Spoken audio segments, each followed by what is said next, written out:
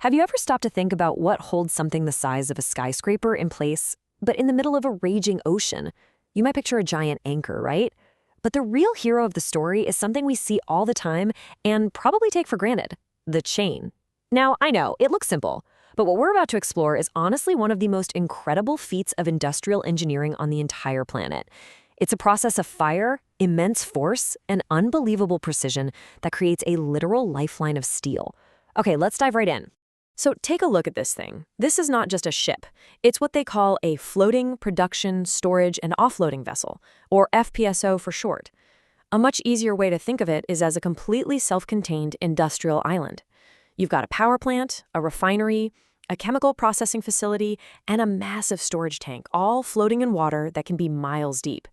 These are multi-billion-dollar assets. They're home to hundreds of crew members, and they're tethered to an irreplaceable energy source thousands of feet below. The craziest part? They are engineered to stay right there on that spot for 20, maybe even 30 years without ever going back to a port. They just operate non-stop through anything and everything the planet can possibly throw at them. Which leads to the big question, right? What is the tether? What holds this colossal structure steady against the just relentless grinding force of 100-foot waves and winds that are strong enough to rip buildings apart? What is the one thing, the only thing, preventing an absolutely catastrophic environmental and economic disaster? Well, the answer is a whole web of massive mooring chains. Each individual link can weigh as much as a car, and these chains anchor the whole floating city to the seabed. But how on earth do you even begin to forge a chain strong enough for a job like that? To get that, you really have to imagine a factory floor that's just unlike any other. It's a place where the air itself just hums with immense power. You've got these giant custom-built machines performing what looks like a carefully choreographed ballet of extreme heat and truly unimaginable pressure. I mean, this isn't just bending metal. This is a symphony of steel and force, literally transforming raw metal into an object of almost mythical strength. Every single step you're looking at here is its own little marvel of physics.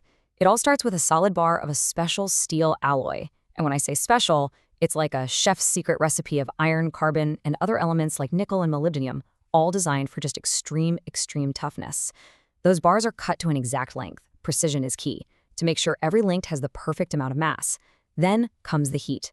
And this isn't some open flame. It's an induction coil, this huge copper ring that creates a powerful magnetic field, and it heats the bar from the inside out to over 1,600 degrees Fahrenheit.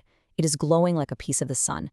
A hydraulic press then bends this glowing hot bar into a perfect U-shape and hooks it right through the last link they just finished. And here is the real magic, the flash weld. Copper jaws clamp onto the two ends, and they blast it with a colossal electric current. We're talking hundreds of thousands of amps, like a controlled lightning strike. The steel at the ends instantly liquefies. In that exact split second, a press slams them together with so much force that they are forged into a single, seamless piece of metal, right down to the atomic level. It's just incredible. Finally, as you see in that last step, the extra molten stuff, they call it flash, is sheared away, and that central support bar, the stud, is pressed in and welded, locking the whole link into its final immensely strong form. And this is really the crucial point here. This isn't just about bending hot metal. This is high-precision metallurgy. Every single variable, the chemistry of the alloy, the heating time, the exact temperature, the amperage of that weld, the pressure of the forge, it's all meticulously controlled. The whole goal is to make sure that the molecular grain structure of the steel in the weld is as strong or, maybe even stronger than the original uncut bar was. It's kind of like baking a world-class cake. If you're 1 degree off or 1 second too long in the oven, the entire thing is compromised. But as it turns out, not all of these giant links are made in exactly the same way. And that brings us to the two main characters in our story. You've got the stud link and the studless link. Now, at first glance, they might look pretty similar, but that one small difference in design has enormous implications for how they behave under pressure and, of course, where they get used out in the wild. And this just illustrates the difference perfectly. So on the left, you can see that simple open oval shape of the studless link. And on the right, there's the stud link with that very distinctive bar in the middle. That's the stud. It really seems like such a minor addition, doesn't it? But in the world of extreme engineering, that single piece of metal changes absolutely everything about how the chain performs. This table really breaks it all down. So that stud, it basically acts like a structural support beam inside the link. See, when you put it under immense tension, a normal oval link wants to stretch out and get narrow. But the stud pushes back against that. It maintains the link's shape, and that makes it stronger for its size. And maybe even more important, it prevents the chain from kinking up and getting knotted. I mean, can you imagine trying to untangle 100 tons of knotted steel on the deck of a ship in a storm? The stud just makes the chain behave itself, keeps it orderly. And that's why it's perfect for things like mobile drilling rigs that are constantly lifting and resetting their anchors. Now, the studless chain, on the other hand, is lighter and cheaper, which makes it ideal for permanent moorings, like on our FPSO. It gets laid on the seabed one time, and it's left there for decades. That 9% weight difference might not sound like a lot, but believe me, when a single chain can be miles long and weigh thousands of tons, it adds up to a massive saving in steel, in fuel to transport it, and in the size of the ship you need to deploy it. Okay, so you forged your chain, link by perfect link. You followed every single step with scientific precision. But how do you know? How do you know for sure that it's strong enough? Well, now comes probably the most dramatic part of the whole process, the moment of truth. This is where the product of all that fire and force gets subjected to a trial by truly unimaginable tension. So manufacturers use two completely different tests to guarantee the strength. First up is proof testing. Now, this is non-destructive. The entire chain, every single link, is locked into a colossal stretching machine, and it's pulled to a load that is far greater than its designated working limit will ever be. It's like testing a new bridge by driving a convoy of trucks across it that's twice as heavy as it will ever need to support in real life. If it holds up without any permanent stretching or damage, every single link is certified. Then, you have break testing, and this is the complete opposite. A small 3-link sample is sacrificed. It's put into a machine and it's pulled with more and more force until it violently snaps.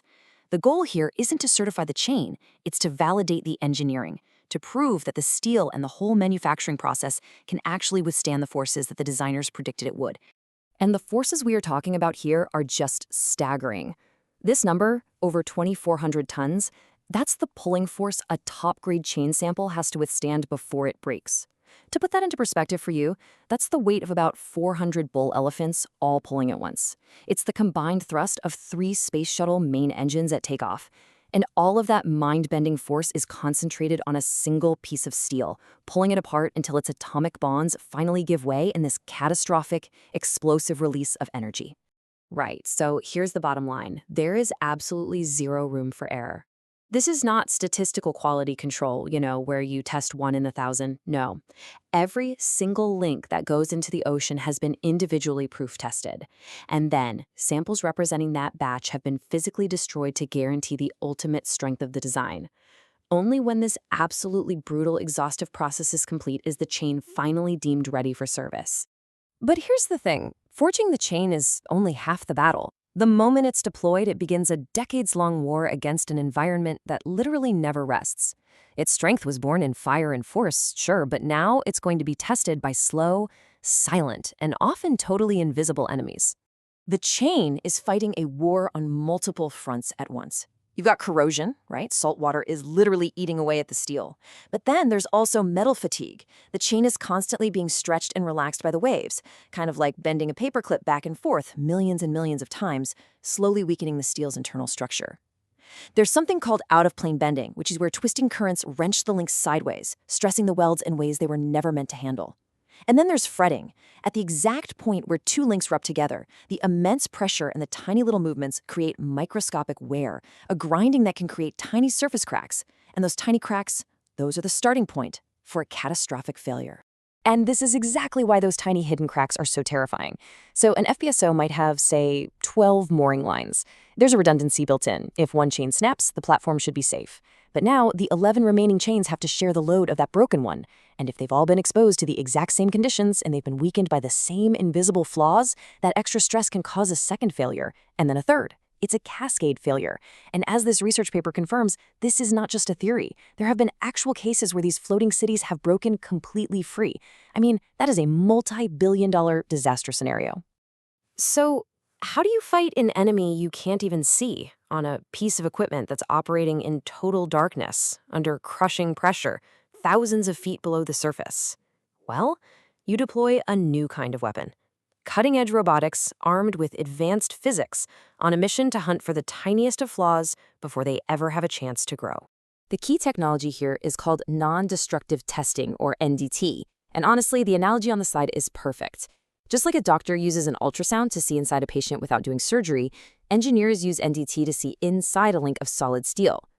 Their goal is to find those hidden cracks, especially in the most critical and hardest to see area, that contact point where two links are constantly rubbing together.